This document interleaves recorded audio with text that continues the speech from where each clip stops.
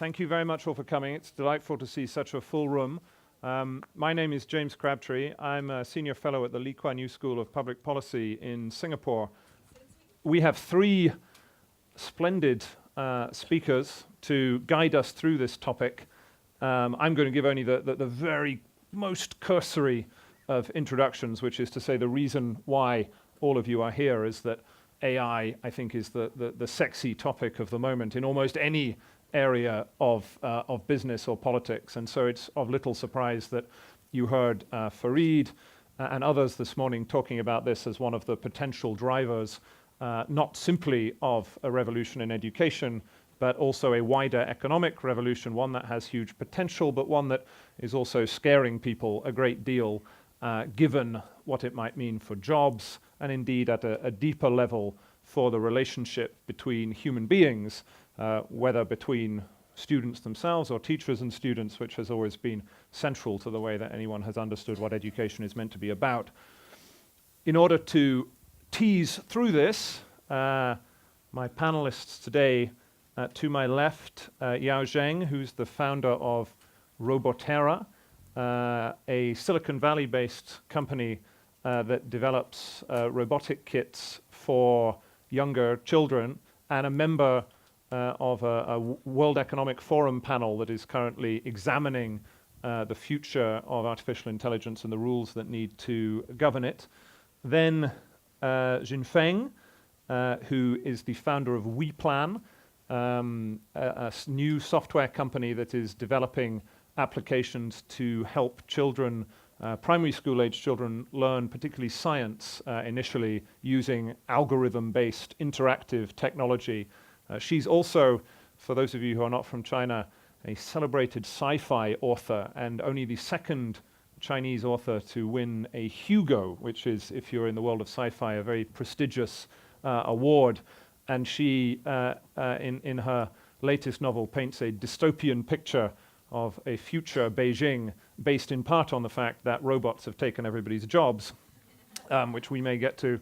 And then finally, on my far left, Jörg, who is an executive member of the Bertelsmann Stiftung in Berlin, a former Minister of Science in the city of Hamburg, and also the chief executive of the Center for Higher Education Development at the Bertelsmann Stiftung, and has been doing work and thinking in this area. So I'm going to ask each of our participants to speak for no more than 5 minutes, between 3 and 5 minutes, to give an introduction to their perspective on these issues of AI in particular, which I think will dominate our discussion, but also a little bit of virtual reality. Then we will have a conversation amongst ourselves about the challenges and opportunities in this area, and then we'll open up for questions towards the end. So catch my eye if you want to ask one. Yeah, go ahead. Yes, it's really a great honor to be here. I'm the founder and CEO of Roboterra, as James just introduced. So we are a 4 years old ed tech company, and then so far we've been, we've had teams in both Silicon Valley, California, and also China. But so we have modularized hardware and software. Together, we're actually able to teach kids as young as 9 years old and all the way up above to 18. And we've been working with more than 700 schools in more than 30 countries in the world. So so why we're working in this space and why we're sharing today here. Actually, before we go into a lot of details, I want to do a very quick survey. So how many of you are parents? Raise your hand, please. Yes. Okay. Who do not want your kid to understand coding? You think it's totally fine, don't have to. Okay. Yeah, then that can be a manager. So yeah, for educators and innovators, when we think about if artificial intelligence, robotics, automation are developing so fast and then changing all the fields, all the industries, and then affecting jobs. So the core question for us, okay, what makes humans human? And then, so for today's school systems and also all the different education technologies, what should we focus on in developing our children's abilities? What abilities we should really developing them to prepare for what kind of future? So, so today I'm I like to share some of the, the thinking, the design principles we have in our work. Hello, everybody. So my honor to be here. Actually, I have 3 identities related to this issue today and 3 attitudes. The first one is the science fiction writer, and with this identification, I took those pessimistic view on artificial intelligence, and I in my last story I depict a future Beijing with a lot of robots replacing people. And this year I'm also going to publish a book all about AI. So it's the 6 new stories on AIs, and the majority of them are also pessimistic. But that's only because that's the job of novelist. If there's no disaster, where's the story? So, but I have my second identity is a researcher in China Development Research Foundation. We had now a new research project on AI. We studied the impact of AI on job markets and as well as educational system. In this for this identity, I'm quite neutral because we try to analyze all the advantages that AI brought to us and all the disadvantages or dangerous things. So we just carefully selected different areas and just try to analyze the pros cons of this issue. And then my third identity is, as introduced, I also started a new project called WePlan. In this project, I took the optimistic view because I do think that AI techniques can help education a lot in the future. The most important one is the personalized studying system. We are now trying to make studying materials for kids, and we try to, in science, and we try to make all these knowledge and materials in a system, and then the AI can analyze your cognitive level and your knowledge level and provide you right materials and right tests and right thing to do. And then we try to help those creative workshops, how that's by human teacher, not by software. And then the teacher can just organize the students to do creative works, to do all those cooperations, teamworks with emotional encouragement and these things. So in the future, I do think that the AI system and the human teacher can cooperate very well to help a lot of students. So in practice, I'm more optimistic than what I showed in my stories. Thank you very much. Very good. I'm glad to. Oh well, a round of applause for that. I'm glad to see that novelists have a kinship with journalists. If you share the "if there's no disaster, where's the story?" Given I'm also a journalist, but would you sort of give us your sort of starter for 10 on this topic and how you see it before we launch into our discussion? Yeah, good morning. As a theoretical physicist, I feel that VR and AI is a fascinating technology. But I work for a think tank, and people aren't interested in technology there. They ask me, what can we do to increase equity in our society? What can we do to increase participation of people in our society? And so when you talk about education and technology, what I really think we should talk about first is what kind of problems are we trying to solve with technology? And problem number 1 for me is education has become a mass business. The number of people wanting to be educated is increasing and increasing and increasing. The second challenge or the second problem or issue is with that growing mass of people is a growing heterogeneity. So the variety and diversity of people in education, in universities, in schools, in every classroom is increasing. And it's harder and harder for teachers and for professors and for trainers to deal with that increasing diversity, giving a mass business. Diversity and mass at the same time is an enormous issue. And the third problem is then education is becoming more and more expensive. because of the mass of the people who want to be educated, but also because heterogeneity is incredibly expensive to deal with. If you look in the US today, students can do exactly the same with their competencies as in 1970.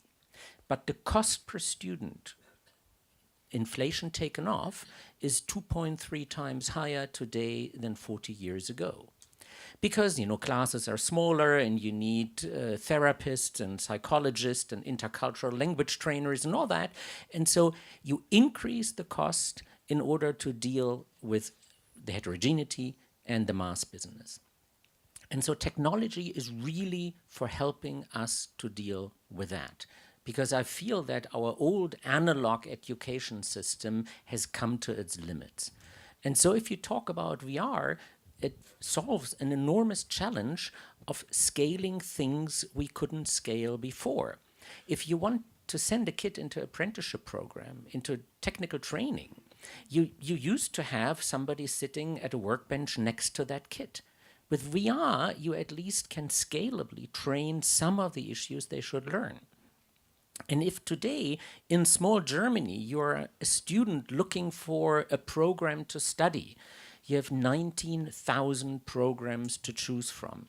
Tell me the parents or tell me the student who's able to make a sensible pick if you can take 19,000 courses. AI can be a wonderful orientation guide in helping to personalize your education, to understand your profile and help you through find the right program, find the right courses within your program, match you to the right jobs. So technology and AR and VR are solving problems of massification, of personalization, and in the end, of keeping cost at a sensible level. And this is what we do as a think tank, trying to bring technology and the need of society together. And this is what I'd like to bring into the discussion today. Perfect. Well, that's a great place for us to start, I think, which is that, in a sense, what we're trying to ask here is, what can these clever gizmos do for us? Why are we excited about this? What's interesting about it? We at the Lee Kuan Yew School had a talk from one of the people from edX, the MOOC provider, who said that they could already use artificial intelligence to mark exam essays at a level that was more accurate than human teachers could do it, and at a scale of tens of thousands, which made the teachers in the room sort of gulp for a minute. So this stuff is already here, but I guess I wanted to ask all three of you just to say a little bit more about what it is, as Jorg's been pointed out, about the current education system that this may be able to fix.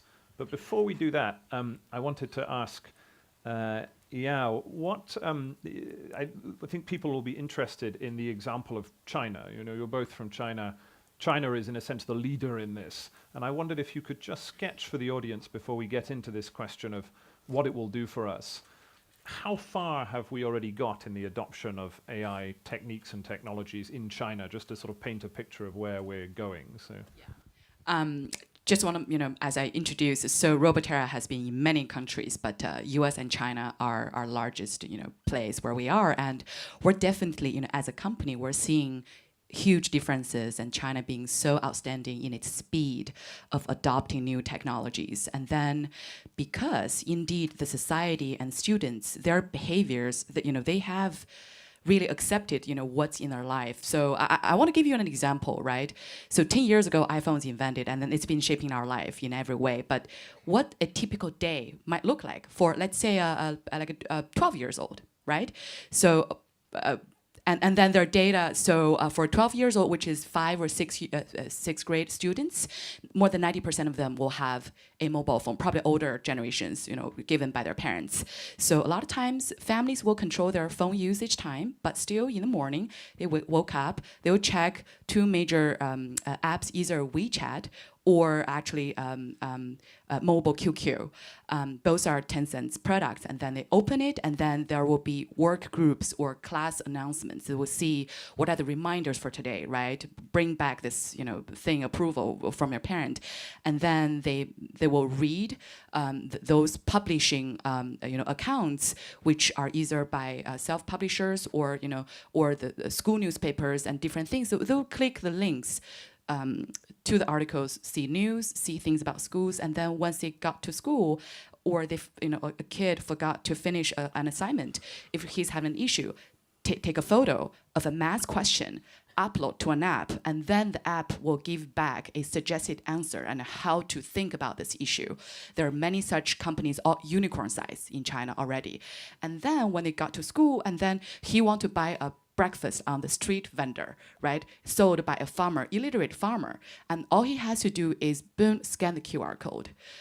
Still from WeChat or Alipay. And once get to school, if you want to do something or a little game with friends, again, QR code about transactions. And then there are games based on this as well. And then by the end of the day, again, in Beijing, subway card and all that is based on QR code. So it's a cashless society, a lot of information acquisition and transactions, and between friends or strangers are based on this QR code and mobile. So this is very different from how information were shared before. And back to the learning part. So the reason the kid, so how take a photo of a question in physics or math or English, and then how the feedback will come back, and then even the answers will be more tailored after you use app more. It's of course AI-based technology, and then another large news, because we talk so much about the fake news things. So now the largest news source for in China is actually this purely AI-based recommendation system news. It's called Toutiao, recommended news. That's what 900 million people are using every day. So the more you read certain news, the content will be pushed to you by AI or robots behind. So this is a typical day. So there you have it. I mean, this is what's coming down the tracks for everyone else, but it's already real in China. I mean, do you want to say a little more about that and maybe expand on your point of, I mean, the vision you were sketching out was one in which software that is underpinned by AI can create much more personalized, appropriately timed kind of learning experiences, and explain for those who are not familiar with this why that's so exciting. Actually, for me, the most exciting part is that if there is an AI teacher, the AI teacher can help the normal teacher to just to know that what the normal teachers don't know, because normal teachers, they are mainly focused in their own area. That's why we have all these subjects, so math and physics and language and other things. And it is really difficult for a teacher to be expert in all the places. Especially in China, there are a lot of rural areas with teachers of only limited education than themselves. So it's quite difficult for those teachers to bring knowledge and ideas in all the areas. Then it's difficult for the teachers to help the students to do some projects, such as, can we design a city? Because if you do these kind of projects, you need knowledge from everywhere. And then I do hope that in the future, all the fact-based, knowledge-based learning, the children can learn from a computer or a software or iPad, and then they can do all these other things, and a normal teacher can only be a moderator in the classroom, and then their burden will be released a lot, and these kind of knowledge-based training softwares can be applied to a lot of rural areas. So that's what I think most interesting part, because we are also doing doing all these kind of charity projects for the poor children, both in my institute of CDRF and also WePlan. We try to carry out these kind of experiments in rural kindergartens where it is really difficult to find a good teacher with broad knowledge and everything. But later, if we do have this kind of software system with not a lot of science materials and lectures into it, and the software can detect the level of the students, and then they can learn a lot even in these areas. So that's what I think the AI system is very exciting to me. And I know now in China there's a company also teaching the children software programming, and they do have online teacher response automatically to the children, and a lot of children just don't know that's an AI teacher. They just talk to the teacher, and the teacher tell them the fact and teach them. And I do think that this kind of teaching will be more and more popular in the future with the advance of the technology. More robo teachers. Did you want to come in on this before I go back to Jörg? Yeah, I actually just want to, so what Jingfan is saying is obviously all new technologies such as AI can increase the accessibility of good things like good teachers, right, in the form of AI. And, as a tech startup, we're definitely seeing, again, the new technologies, robotics, AI, or adaptive learning, feedback loops, and all these, again, for a sustainable business, and then China definitely, again, being the largest market for us, because on the one hand, society is widely adopting mobile devices, and then, parents are totally accepting the new way of learning, and there are many investments and then national policies to support such adoptions, which supported development of tech, technology developed by startups, and Xingfang is saying, if there can be an AI teacher, but the reality is today there are many apps empowered based on machine learning, deep learning for individualized feedback already. And then the number of users for those apps are just, the magnitude I want to share is huge. So one of the English app, they have like 190 million users.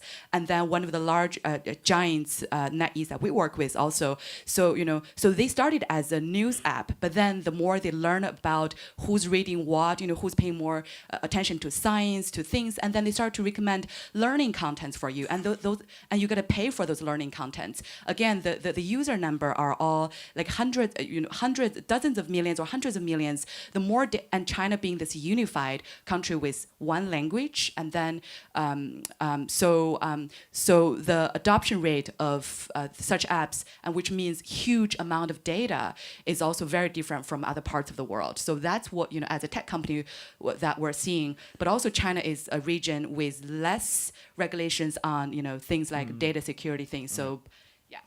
And sorry, before I go to Jörg, you didn't really, if I'm a sort of 10-year-old, what do I do with Roboterra? You didn't quite explain, or I didn't explain, which is my fault as the chair. But so just so people know where you're coming from, just go ahead. Yeah, so we have it's a box of different parts, the microcontrollers, sensors, and the mechanical things, and we have the software. So a kid just connect the controller board to the computer. They'll have gamified steps to make different robots of different level of difficulty. So along the way, finishing projects, project-based learning, and then the different errors you're making, the system is giving you some feedbacks as well based on localized machine learning, and then you learn coding and different knowledge from STEM field as well. Super. So this is totally not relevant to the one person who raised his hand over there who's disinterested in his children learning coding, but for the rest of you, terrific.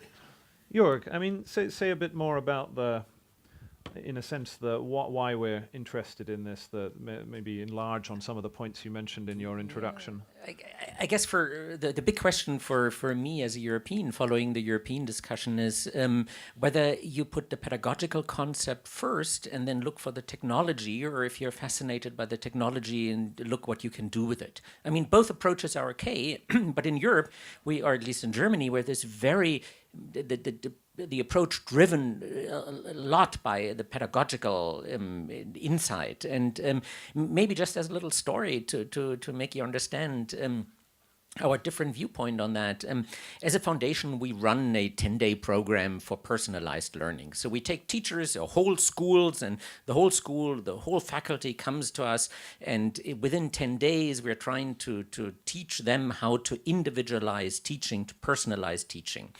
And so I thought, when technology came up a couple of years ago, I thought, this is great. We'll talk to those teachers and say there is technology, AI technology, that can help you personalize education. And my colleague said, I mean, if you do that, everybody will walk out of the room and will leave. And so what we do today is we, for 10 days, tell them what the pedagogy is behind personalized learning. And after 10 days, the teacher says, I really understood now what I'm going to do in my classroom. Every single child needs an individual learning plan. I will spend a lot of time at the copy machine. This is the point where we come in and say there is technology to help you. But we come after 10 days of training a pedagogical concept. And I think that's a bit the difference in the approach between, a society that is forward-looking and fascinated by technology and one that has a super established education system where we've done things always as we have done them. And technology is a danger moving into the system.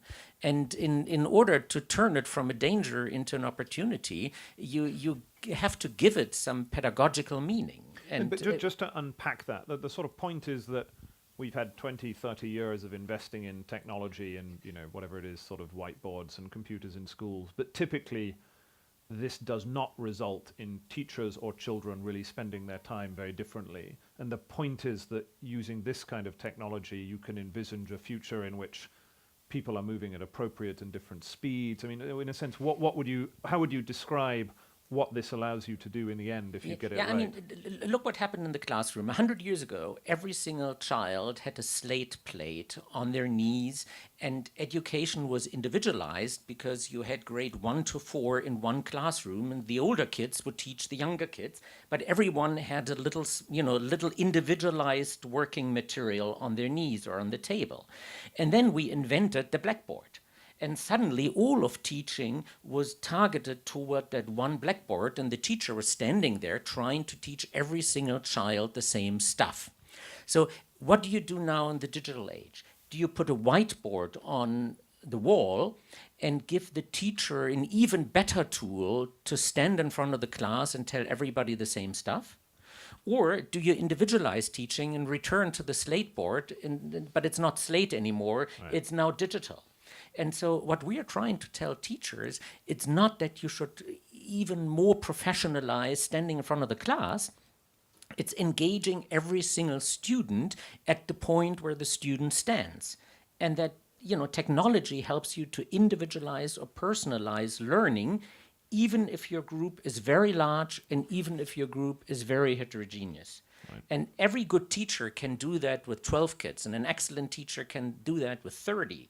But do it with 300 as a professor in university, and you will fail. But with technology, you can do it with 3,000 or 30,000. And this is what I mean, first understand what is your driving force behind using the technology. It might be reach, it might be, massification or democratization of education, but it might be personalization, or it might be motivation of those who are left behind, or it might be orientation in a jungle of opportunities if you have 19,000 programs to study from. And once you see the challenge, today we have solutions. Very good. Do you want to comment on this before we go on to some challenges? So this is where I think actually I want to bring in the concept of design. Design thinking is so important in every aspect of bringing new things or adopting new technology. So the issue you mentioned, like introducing new technology to teachers, and then it became actually pedagogical sharing. Is the difficulty. It's a challenge faced by everywhere. But for example, at Roboterra, we're also our team was able to design these procedures so that today we'll be working with thousands of teachers who have no coding experiences, but with a proper design, you are able to help those teachers understand and become good, effective enough facilitators to guide students through using the tools of hardware, software, participate in group studies, and then compete in a robotic competition, and then and still gain all the learning results. So that's why on policy making, you got to think about design, but also at a curriculum, pedagogical level, and product level, design of the whole process and learning as a process, and also the end goal, creativity being the learning results, are very important. Just want to mention this. Do you want to? Yep. Just very quickly, I think we're talking about two very important but different aspects of technology in education. One is 21st century skills, coding and all that, and that's purely technology driven.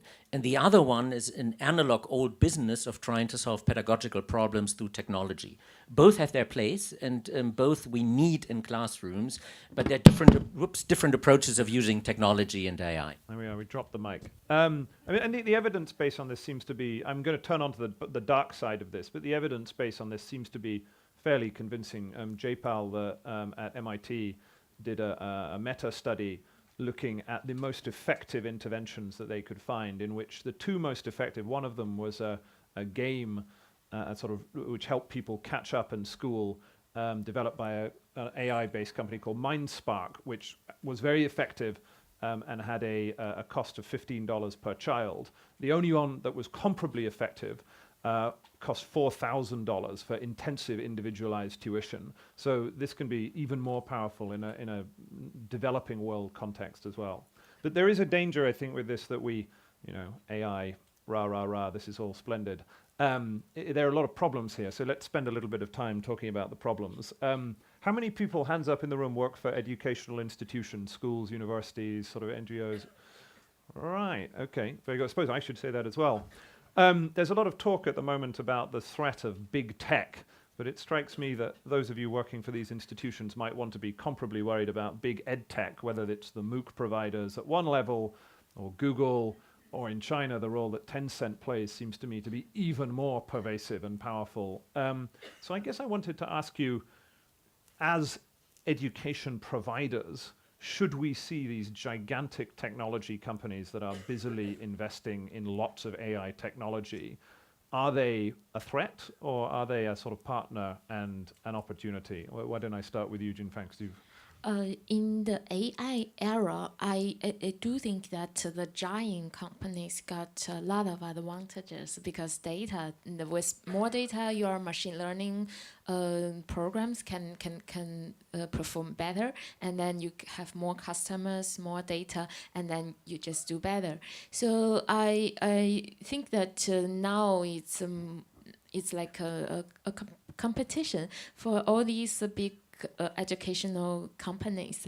They are gathering the data of students, and they learn their behaviors, and they give the new study tools for the students with more efficiency. So the only problem for this is that if they do have a monopoly power, and then I'm not sure about their behaviors. If they just use their power and use their advantages to provide really democratic education to all the students, then that's a good thing. That will make everybody's study better. But if then it makes a privilege of some of those educational companies, and they make the educational courses more expensive and only can be shared by a small bunch of people, then I think, and then they do have monopoly power, it will be a problem. So it is only a problem. It is always a problem that how many people can technology benefit. So especially in the area of education, although we talked a lot about the software, the good technology can what they can bring us, but up to now, perhaps the most benefits are shared by the children of programmers. So they are the closest to the technological development, and they got much more than the other students, especially the poor students. And I've heard that there are quite several experiments that trying to bring those digital materials to the rural areas in China. But none of them are very successful. The first one is that even the teachers have no idea what to do with the system or the computer. And the students, their lack of motivation to use it. They are not that active learner by themselves. They are not that eager to use these systems. And then there's this kind of cognition gap or information gap among different people. So I think there is still a long way to go. Try to really bring the technology or to bring these kind of advanced information in really into the ordinary students. So yeah, that's what I'm concerned about. So I think the teacher, the real teacher's role is very important. They have to help the children to use the system and to encourage them, to care about them and to talk to them, and then the students can use the new technological on their own. So I still think that the teacher, the human teacher, should be very important, and even the center of a class in the future. They can help the emotions of the students. Let's turn. I want to talk about teachers in a minute, but just on this issue of the tech giants, let me turn to you. Yeah, I mean, let's play devil's advocate for a minute. If you're a bookshop owner, a taxi driver, a newspaper owner, this always starts the same way, right? The tech companies come along with huge opportunities and then they squash you. So for all of the people in this room who work for, in a sense, boutique educational institutions, certainly compared to enterprises on the scale of Google or Tencent, why should they view these gigantic tech companies as anything other than a threat? I want to ask a question again to our audience first. No matter where you're working at, just in 10 years, right, you use product and services of so many technology, companies in your life and work. In 10 years, what companies you think don't have to be a data company? None. Right? So with this huge trend in technological advancement, if every company, every organization essentially is becoming a data organization, data company, then machine learning, deep learning, and many other, neurological, algorithms and processing methods. So the whole concepts, the domain of AI, and other used for other, robotics, automation, other things, so is inevitable. And then if that's a trend, then so first, we don't have to fear the technology itself, right? Because every organization is going to adopt them and use them. And then back to the tech giants in education. So actually, again, I think all of us can rest assured that don't have to be worried too much, because if we look at the entire private sector in education or also the public sector, actually, education is one of the most segmented, if we use the term market, in the world, in every country. Why? Because the most important input and output through any educational system are us, humans, right? Kids, students, learners, which, because of the heterogeneity nature of that, so different ages, different preferences, background, culture, and everything determined it's very hard for a tech giant simply because they're a giant, they have one technology, they can dominate the entire marketplace and then serve everybody, even with AI, because the more amount of data we have, but still every individual user are different, and better learning will happen on upon individualized learning solutions. So what we've been seeing from the previous tech trend in education is that there won't be one or two dominant players, but actually really different service providers addressing certain issues with their unique understanding and strengths. And I think this will hold the same for the AI empowered ed tech as well. What are you? That's quite a kind of an optimistic view. It strikes me that even in the scenario that Yao sketched out at the beginning, where we are now, the Chinese 10-year-old in the morning turning on WeChat and getting their school lessons and reminders, that already Tencent has huge power over the education system in terms of what comes out. Are you sort of relaxed about where this is going, or do you see that there may be issues to be grappled with? I wouldn't say I'm relaxed. The question is, what is our choice given the structure of the education system and the cost of investment we have to put in order to develop good tools? And, to follow up on Yao's point, if you take this giant University of Arizona, which is like huge, it has less than 1% market share in the US. And that's a huge player. So if everybody with 0.1% market share is reinventing the wheel, developing own technology, it's not going to work. And, AI is expensive, virtual reality, augmented reality is expensive. And I only see a way out to form networks of equally minded institutions and share development cost, either together with tech giants and use their technology, like in the gaming industry or so, or do it separately. But if everybody who has 0.1% market share is reinventing the wheel in digital age, they're going to fail. And so, what are the alternative choices compared to using technology from Google? And there aren't any yet, and therefore everybody is using it. And because everybody is using it, they got all the nice data, and they can improve their engines, and they become better.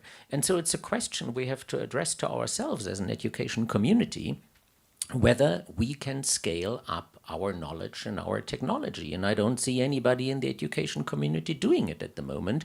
I only see people either reinventing the wheel locally, which they're not going to work, or using global technology.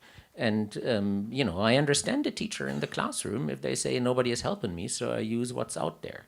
I do the same. Just go back on that if you want to. Yeah, I actually want to. I totally agree with you. It's so important for people to work together, and you have to act quickly for policymakers. Why? I'll give you two examples.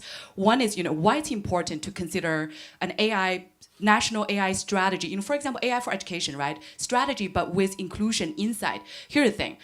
China's big market I mentioned, right? With the huge amount of data generated on those different apps, what does it mean? That means those technology will be engineered and trained by those data to support Chinese users better. Let's just assume it's a good app for learning, right? There are language apps, right? So if it's good app for learning, then of course, the students will get a lot of advantage, but that app will not work, for example, for an Arabic accent. So then in some way, if you have smaller company developing technology with smaller user size or data, but not sharing the technology, then advantages will disappear for you. That's one thing. Another thing, another issue is, as he mentioned, many other AI algorithms, the fundamental ones today, are developed by a lot of the cases, in Silicon Valley, white male programmers. So that's why, so some of the algorithms, if those algorithms will be used one day by selecting students, right, university admission policies, health insurance policies, these are already happening now. And then inclusion issues will lead to actually biases toward different races, different genders, and then all these are issues that, people from different interest groups have to work together and think. And this is actually one issue which, touched by the World Economic Forum on AI and Robotics Council as well. just say a little bit about that, of what this is. This is, you're a member of this. Yes. So right, but before coming here, it's this annual conference of the World Economic Forum's Global Future Council on AI and Robotics. So it's the group of scholars, researchers, business, large corporations, and startups like us, 20 committee members together, forming, really identifying issues together, issues, concerns, the issues from fake news, biases, security, and data security, and also what's the right way to propose to policymakers in forming their national strategies of AI for human-centered or human-centric development. So we're working on that. It's hard to achieve agreements on everything, but actually, I was just mentioning this morning that one video, I suggest you check out. So Professor Stuart Russell, he's a founding researcher in AI research as well at Berkeley. So because he's working very closely with autonomous weapon communities, and then he saw that many policymakers really deciding on things relevant to our security, not concerned enough about data security or understanding of AI issues. So he made this 5-minute movie about the currently real technology of micro drones, and then using all your social media photos for face tagging, and then the drones can follow a person and then attack and then essentially kill a person. So those are available technology. It's not real, but it's doable if someone want to make it happen. So that's why. To be clear, this is not a classroom technology. So not yet, at least. I mean, maybe there could be applications for recalcitrant pupils, but so actually, a neat segue. I wanted to, before we get on to, in a sense, what we need to do to take advantage on this, I wanted to come back to Jinfang's point about teachers themselves. I mean, it's sort of, you have given quite an optimistic account, again, of teacher and machine working together, freeing up time to be more individual with students. But basically, a lot of teachers are very resistant to this. Jorg's also talked about the process that you had to go through to kind of convince educators that this was a good idea. But I suppose I want to ask all of you, for the educators in the audience, I mean, are we not right to be nervous about this as machines become more and more important in instruction? Is something about the human interaction of learning not inevitably lost? And ought we not to be careful about that? Or again, are we fairly relaxed about where this will go? Jorg, do you want to start on that, and then we'll go down the panel? Well, ask today a teacher why they've become a teacher, and they say they want to have time for kids. And the essential of teaching is building up a relationship with the learner and the kid. And then you look at how much time do teachers in classroom settings have today. And you see about 80% of pedagogical time is used for transmitting standard knowledge, and 20% of time in the West is used for caring about the individual kid. And ask a teacher if that relation feels right. And it should be the other way around. I want to have 80% of the time with the kid, and 20% I want to just convey standard knowledge. So why don't we use technology for explaining the Pythagorean theorem and giving the teacher time to deal with the puberty issues or the mobbing in class, or why the kid doesn't feel well or whatsoever. So I really see technology and personalization through AI and so on to give teachers time back for the essential.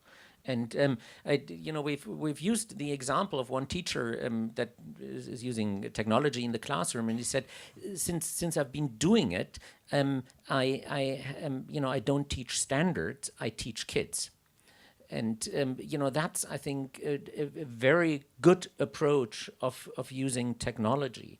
And if you ask an office assistant today whether they miss the typewriter, or whether they prefer some more automated program, even though Microsoft became very dominant in the world through it, they probably won't miss the typewriter, because it was a repetitive task which wasn't as effective and good as using digital technology.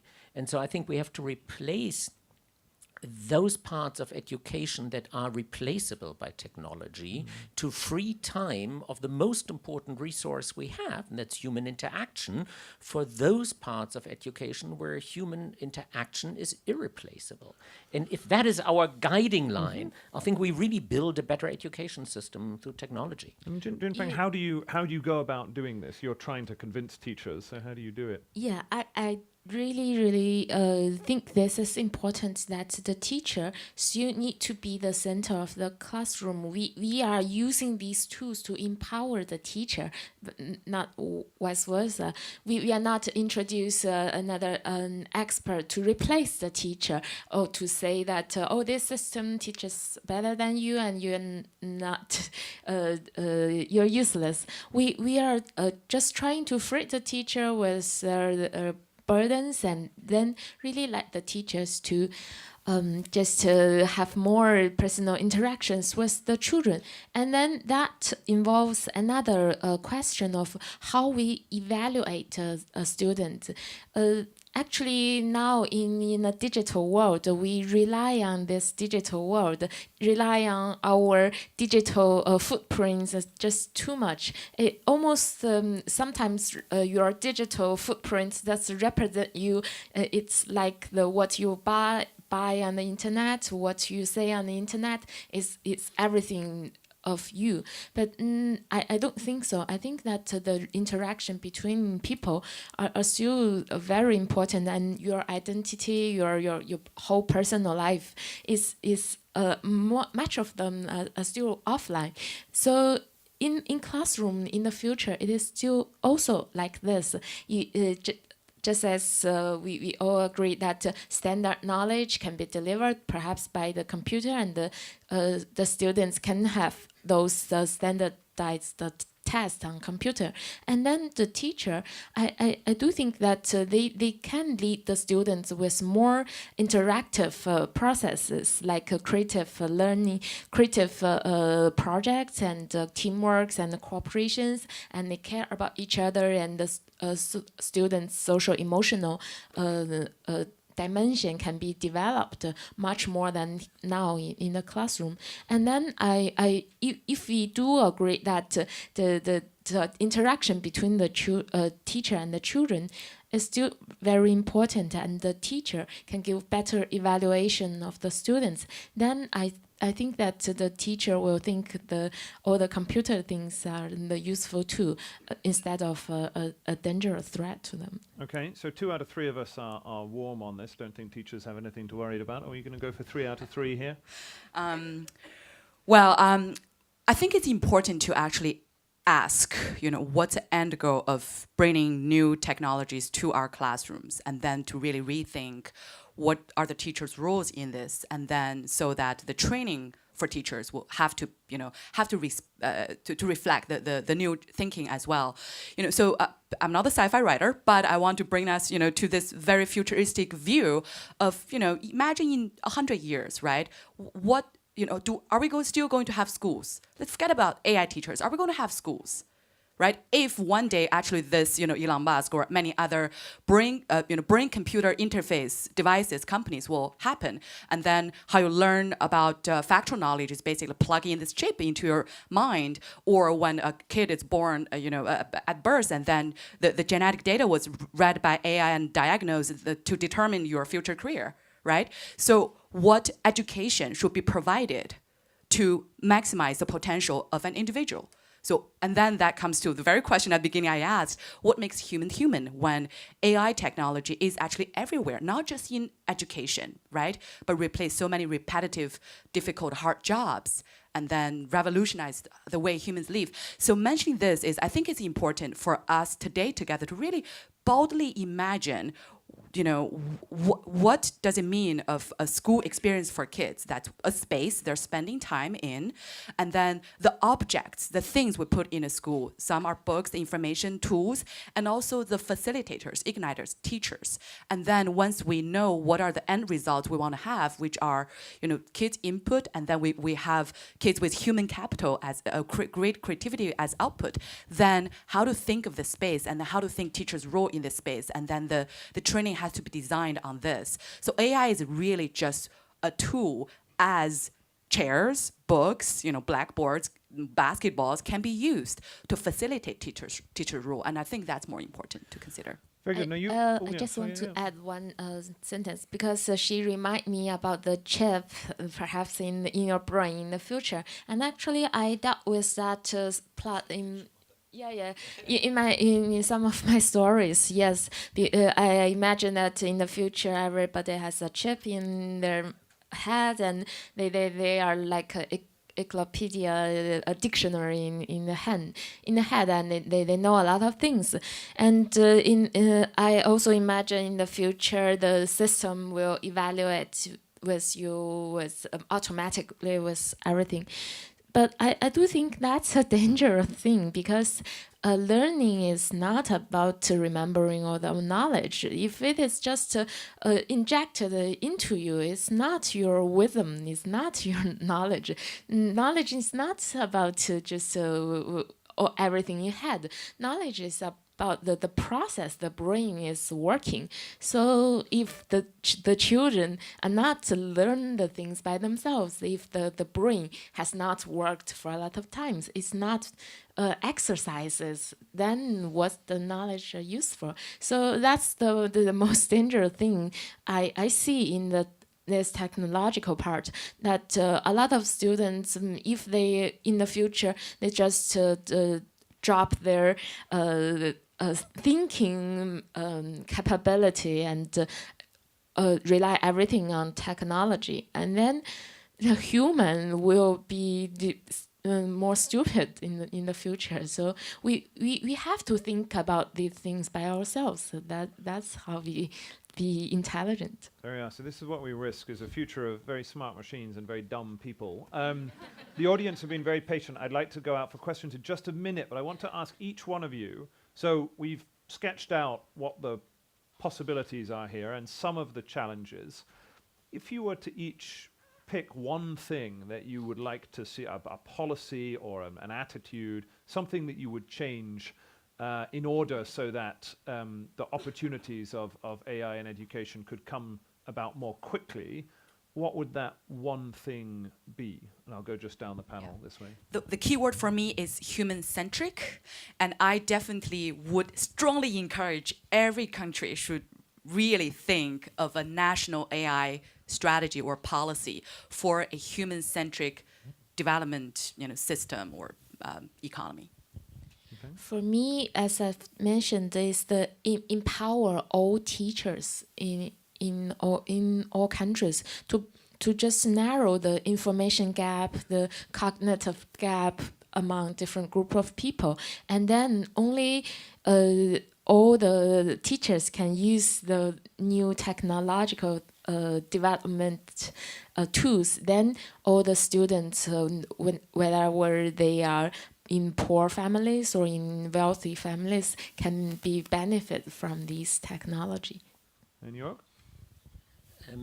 I'd also impose ethical norms on algorithms and choose the norms in a way that they don't hinder innovation, but create trust in teachers, parents, and kids and the general society. And to find this fine line between pro-innovation and pro-trust.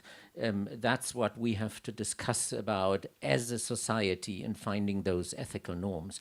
And I hope that we do that before we have implemented all those tools. Just one example of such an ethical norm, you can use AI to select students in a way of sort them out, predict that a student will have in 2 or 3 years some nervous breakdown, and you just kick them out before it happens, or you can help it to support students in their learning. And I know from the US, some of the institutions agreed of only using those technologies for supporting students and not selecting them out. And that's an ethical norm which I think is important. We need more of those, and if we have the right norms, then I'd be more optimistic about the proper use of technology. just want to add Yes, an yeah. example. Now, my institute, CDRF, and we are doing this kind of remote teacher training experimental project for rural teachers in China. And we found out that they think that it's very necessary for all these kind of trainings. Before we contact them, before we connect them, a lot of them haven't heard of all these big platforms with all the courses online. They just never heard of them because they are just living in a small county, in the villages. So I do hope that the country will bring more and more these kind of trainings to teachers in the future. Super. Now, so where we've got one microphone over here. There's a woman here. My question is, have you asked students themselves how they prefer to learn? That's a terrific question, and thank you very much for starting off on a strong point by asking a short question. The gentleman in the green shirt. Firstly, I'm surprised that nobody mentioned 42, which clearly is a school that doesn't even have any teachers and a lot of technology. Secondly, I have a question for Jörg. Given that there is a massive trend towards using a lot of technology, doesn't this only increase the massive addictions that young people have to their devices and to computers? And as we know in China, there's a huge phenomenon of 低头族, people, the low-headed race who just go around looking at their phones. And sadly, a lot of people also addicted to online gaming and breaking down, having nervous breakdowns if their parents take away their computer. So doesn't this lead to massive social and psychological issues where people can't take a nice walk in a park and enjoy the fresh air and become articulate from reading a book, like James, an articulate person from reading books? I don't know about that, but I'm sure there's no one in this room who's been glancing at their phone while we've been talking, wouldn't you? So the gentleman here in the blue tie. So what was your name, sir? Thomas. So we have Vivian and we have Thomas, and then what's your name, sir? Hi, my name is Vikram. My question is for Ms. Howe. We've been talking about artificial intelligence largely in the context of cognitive intelligence. I wanted to ask you, in your capacity as a novelist, do you ever see it becoming an emotional intelligence where machines learn to feel? Super questions. All right, so Jörg, addiction. Should we be worried about this? Well, the first two questions kind of go hand in hand because, the first one was, have we ever asked students how they like to learn? And the second one, aren't you afraid they become addicted? And yes, I mean, we have asked students and we know that in their off time outside of school, they use digital technology heavily to learn. And then they see it's not yet arrived in the classroom. I think there are tools that are sensible. There are some that aren't, but there are tools that can help, and those tools should make their way into the classroom. And, somebody, it wasn't me, from the education community said, school has to compete with the exciting world outside of school. If you still have a chalkboard and lots of, chalk dust, and on the other hand, you have exciting digital technology with animations and interaction, it's hard to compete. And so, if we want to prepare our kids for the 21st century, we should give them 21st century tools. Sure. And then, we have this ongoing discussion, should the cell phone be forbidden in school? And I said, no, it should be on the table, but an important part of schooling is to teach kids not to use it. I mean, it's always there, right? And, I try to tell my kids when it's good to use and when it's not good to use. And I don't know about you, but if I write something complicated on my laptop, I turn Outlook off because I'm not strong enough to, I look at the emails popping up, and I get diverted and so on. So, I teach my kids how to do it, but if parents can't do that, I mean, who but the school should do it? And so I think it's part of school to teach how to not use cell phones and smartphones because they're always available. And so do kids become addicted to that? In part, yes, we see that. But I don't think a kid needs to know that technology is supporting the teacher when technology actually is supporting the teacher.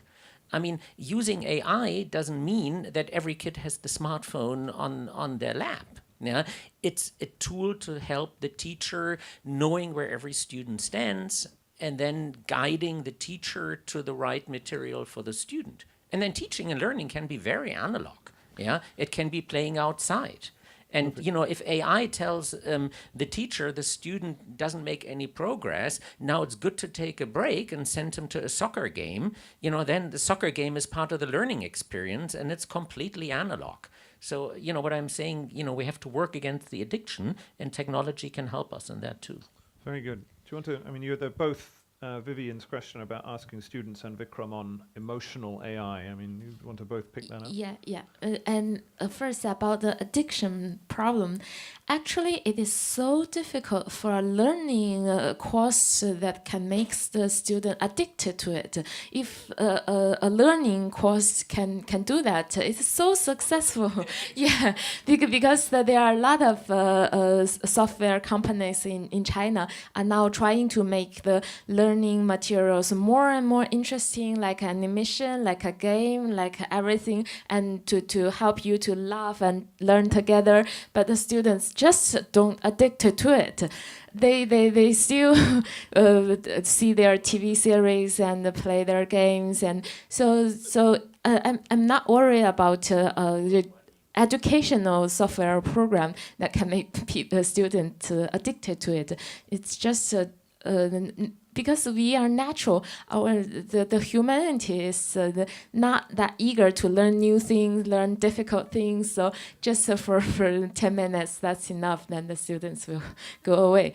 So and also about whether the students will like it or not, I'm not sure, because for all our attempts, it's just a beginning. So every material is very short, only 5 minutes or 10 minutes, and it is utilized perhaps more in the classroom. In the future, I'm not sure about whether the students will completely like this kind of technological thing, but we need to test.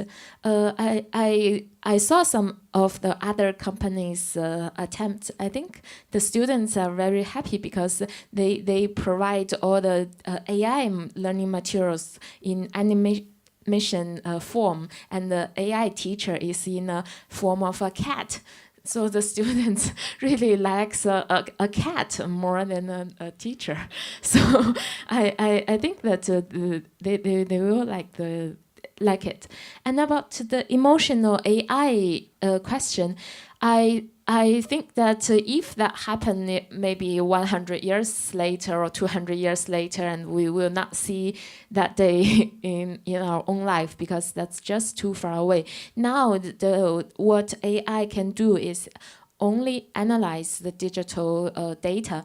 They don't have sense of the physical world. They cannot feel the physical world. They don't have the common sense of a world outside it. And they just don't really know us. There's a person, what kind of person? I'm AI, he's human. No, they just don't have that kind of sense at all. So they just deal with these data, and they just doesn't know they are dealing with the data. So for the more advanced things like emotions and also self-awareness, or the really understand people, understand this world, it takes the decades and or even 100 years to come. I don't know a bit about the future. And you know that all our feelings and emotions involve with some kind of a hormone inside our body. It's a biochemistry thing. So you can like the robots to imitate. For example, it will just jump away when they see a snake. But that's not real fear. It's just you programming it to make it jump away. Very good. We're running out of time here, so do you want to pick one of those, or are you happy to? Yeah. I can just share a very quick example. A complaint call from a parent. She said, my son, 11 years old, was diagnosed ADHD couldn't sit still. But now after attending the robotic building camp for like 2 weeks, and then every night he's working on his robot. He partnered with some of his friends, but working on his robot till like midnight. He's not going to sleep. So lower down your intensity on your product. So when we received this call, our team got excited, but knowing that, again, good design in the learning process can really increase children's engagement. And then we're seeing that at least in robotics education. Okay, so I saw the hand, a woman at the back there. Where's our microphone? Maybe do you want to just stand up? Madam, yeah, that's right. Just so you ask your question. I don't know the mic's just coming. I'm afraid I'm going to have time probably just for one more, and then you're going to have to give super quick answers if we're going to get out at 12:45. Hi. So, madam. My name is Noura. I'm from Kuwait. All of us, we are interested in education, and that's why we are here. To be more practical and to be active and updated in this field, I would like from you to lead us to a global gate or platform or a place that we can take from it the latest effective digitals and products in education, so that I think we will improve from the education. And the woman in the lady again in the front there, you're nearest, so apologies for the rest of you. I know there are many questions. And again, a question if you would, rather than a Yes, statement. hello, thank you very much. Well, I was expecting that I would hear about another challenge in this panel. You've addressed AI as a way of providing 21st century skills, which is coding. Second, you've addressed as well the how AI can solve education system and challenges through technology. But what about as well, because there is a continuity, there is a pathway, how about AI as a threat for employability? How can we address this at an early age, at an early stage in education? Yes, we want to prepare them how to use AI and how to be friends with that and how to prepare the teachers and how to integrate this as a national system. But what about the employability? Okay, very good. So let's ask that final question on employability. And again, just a very short answer, because you can already see people are voting with their feet and want to go and have lunch. So. First, I want to say suggestions. There are one is called the digital intelligence. If you just Google this keyword, there is a great researcher based in Singapore doing this. Kids digital intelligence covers online, basically how to identify fake news, how to know when you're bullied, and how to be prepared for that, and then use information in the right way.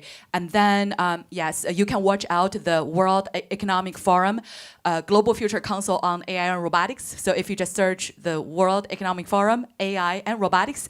So a group of us, we've been working together for quite a while on several policy papers and recommendations, for different fields, including AI strategy and also employment or unemployment of countries. Jörg, would you want to come in on this? Or I think the first question, curation, is a huge problem. And that's when I said before, education institutions should network in order to scale up their technology. That would be part to have a global platform with reliable, good technology on it. And I don't know of one which I would trust. Second point is, I think schools and education systems need to teach kids to work with the machine and not against the machine. And employability in the future will be men or women with machines rather than against machines. And much of our education system at the moment is teaching kids things that machines can do better rather than teaching them how to join forces with a machine. And there has to be a big change in the mindset of education of what we can and should do. Final tiny point. Only 1 minute on the last question about unemployment. I do think that the school has to think about what are the things that machines can do better in the future, and what are the things that the machines cannot do in the future. The first one is if there's a standard process with definite answers, then the machines can definitely do better than the human. And so if it is a repeatable process, and then it is really easy to be replaced by robotics in the future. So the teacher has to focus more on what the AI cannot do in the near future. At least, as I've mentioned, know deeply about our this physical world, know deeply about the other people, really understand the other people's emotions, and know yourself and creativity, and to do things in many different ways. And all this kind of capability will be essential in the future, or otherwise you will lose your job to the computer. Then that requires a new style in school. Perfect. Well, afraid not, as we're governed by bots and chips in our head, we're finishing bang on time at 12:45 as promised. So I would like you to give thanks to our panel, who I think have been excellent. And thank you very much for coming. Thank you for all of you.